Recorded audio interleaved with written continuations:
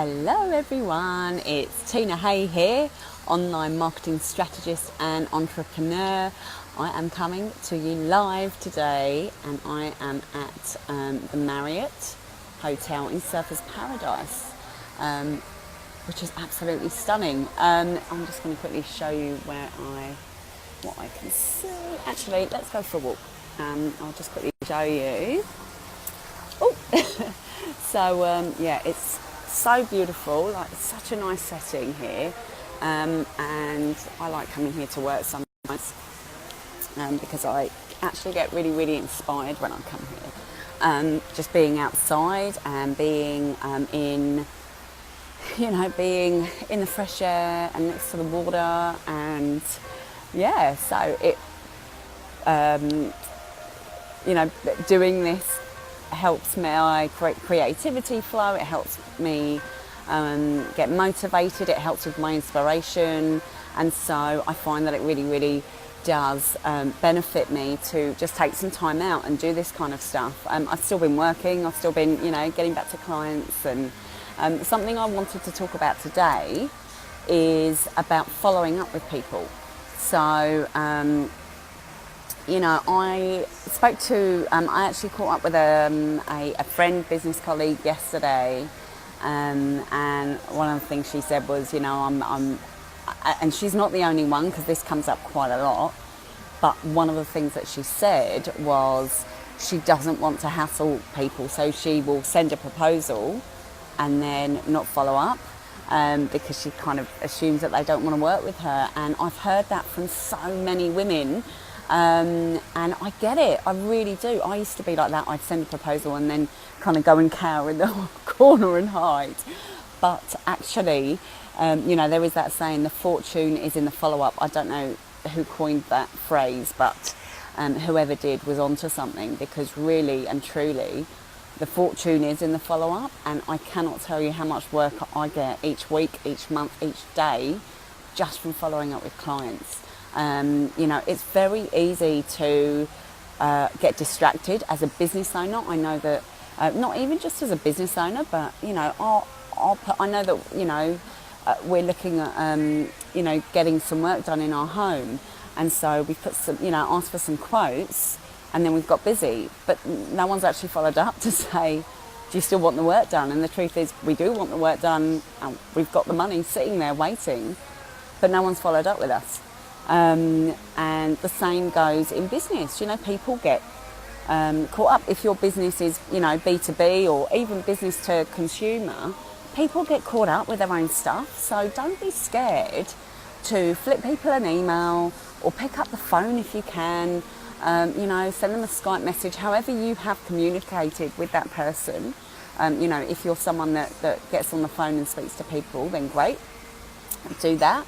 I know that can be scary, but it's like with anything that's scary, there's a reason it's scary. It's because it's supposed to push you a little bit. It's supposed to get you a bit out of your comfort zone and get you used to following up. And also the other thing is, even if it is a no, find out why.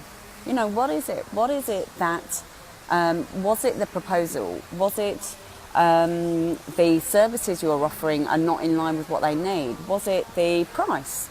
Was it the timing? There are so many things. I mean, I've been speaking to a client down in Sydney. We've been speaking for about 4 or 5 months now, and I know that he wants to work with me. He it's just not the right time, and he's actually said that. And the only reason I know that is because I've asked. And likewise, another client that we've just signed up as part of I've got a marketing agency on the Gold Coast as well, Direct Marketing Solutions. We've just signed up a client last month that I began speaking to actually in January. I did a strategy for them earlier in the year, I think June or July, and it's only now that we're now working on the implementation because they have been so busy. Sorry, I just had a call coming in. Because I haven't, I didn't stop following up, I didn't stop chasing.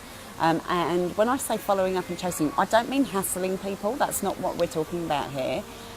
You do not want to be calling people every single day and asking them if they want to work with you, because that's when they're going to get pissed off. But what you do want to do is just let people know that you're there.